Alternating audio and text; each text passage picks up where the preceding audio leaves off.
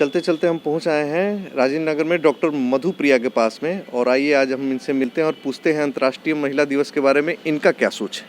हम आए हैं आज राजेंद्र नगर की एक बहुत ही बड़ी डॉक्टर मधुप्रिया के पास में। आइए उनसे जानते हैं कि अंतर्राष्ट्रीय महिला दिवस के बारे में वो क्या सोचती हैं। जैसा कि आप सभी जानते हैं, इंटरनेशनल वुमेंस डे हर साल 8 मार्च को मनाया जाता है।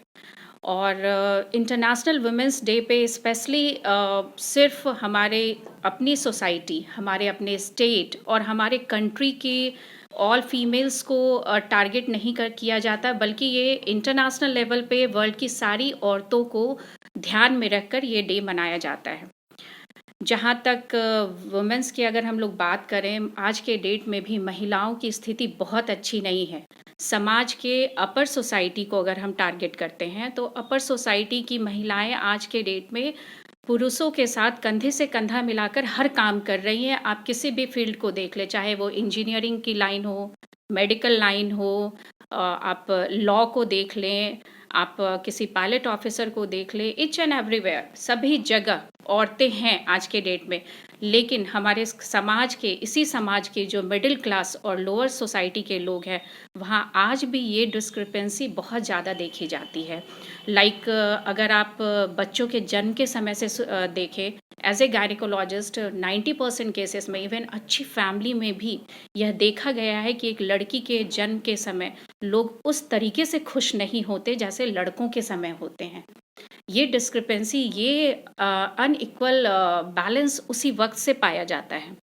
तो सबसे पहले तो हमें अपने समाज में लोगों के मन से ये सोच निकालनी होगी कि बेटा ही सब कुछ होता है। बेटा ही, बेटे से वंश नहीं चलता, बेटियों से भी चलता है। आज के डेट में एक से एक ऐसे उदाहरण हैं जहाँ पर कि बेटियाँ ही अपनी फैमिली को संभाल रही हैं, राइट। दूसरी बहुत ही इम्पॉर्टेंट बात यह है कि हमें अपनी सोसाइटी में एजुकेशन का लेवल, पढ़ाई का लेवल रियली बहुत ज़्यादा इम्प्रूव करने की ज़रूरत है, जिसके लिए गवर्नमेंट की तरफ से भी काफ़ी सपोर्ट मिल रहे हैं। लाइक बहुत सारी महिलाओं से रिलेटेड, उनकी पढ़ाई से रिलेटेड बहुत सारे योजना, सरकार बहुत सारी योजनाएं चला रही हैं, बट इनका सही लाभ उन बच्चियों को नहीं मिल पाता, उन महिलाओं को नहीं मिल पाता। तो ये इंटरनेशनल वुमेंस डे पे ऐसी ही महिलाओं को टारगेट किया जाता है और इन लोगों को इस डे के अनुसार ये समझाने की कोशिश की जाती है कि लड़कियां किसी से कम नहीं हैं। आप अपने घर की बच्चियों से इसकी शुरुआत करें, उनकी पढ़ाई लिखाई पे ध्यान दें, पढ़ाई लिखाई के साथ उनके पोषण पे, उनके शारीरिक विकास के साथ अपने घर के बेटों के मानसिक विकास पे भी ध्यान दें, जो कि बहुत ही ज़रूरी है। रिस्पेक्ट फीमेल्स के लिए अपने घर के लड़कों में डालना एक औरत की ही जिम्मेदारी होती है और ये बहुत ज़रूरी चीज़ है।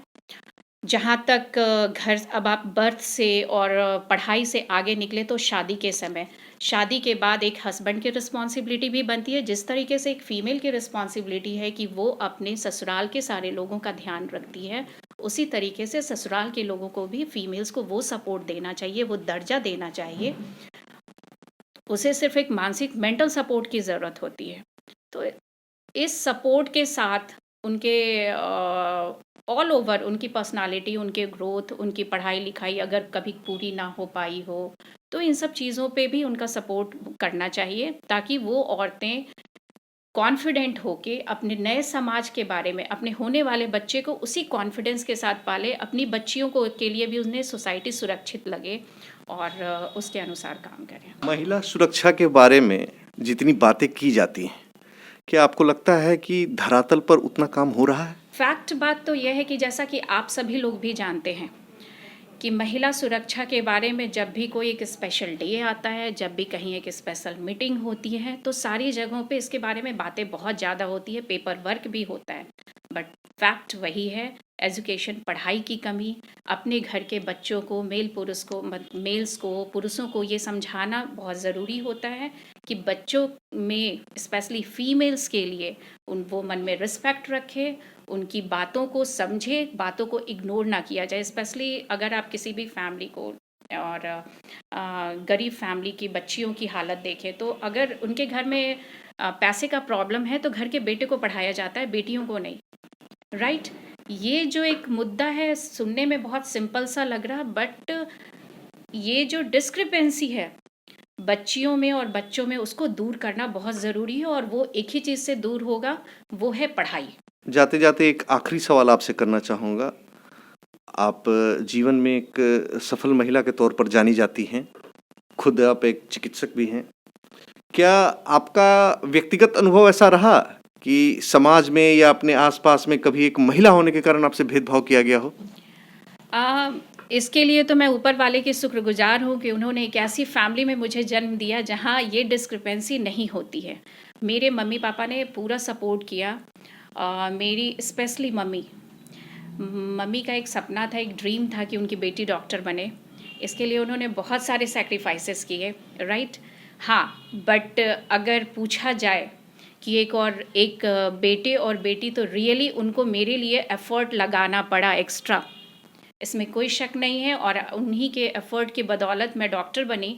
और सिर्फ मैं अपने मायके की बात नहीं करूँगी, ससुराल में भी सारे लोग बहुत सपोर्टिव हैं, स्पेशली हस्बैंड, इन लॉज।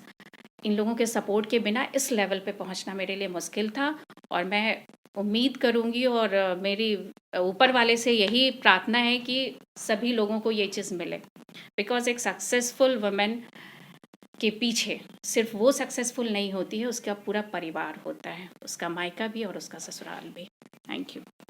तो ये थी डॉक्टर मधुप्रिया, जिन्होंने आज हमें अंतर्राष्ट्रीय महिला दिवस के दिन बहुत सारी अच्छी बातें बताईं, अपने बारे में बताईं, अपने समाज के बारे में बताईं, महिलाओं की स्थिति के बारे में बताया। मैं सुमन कुमार, बिहार ब्रेकिंग।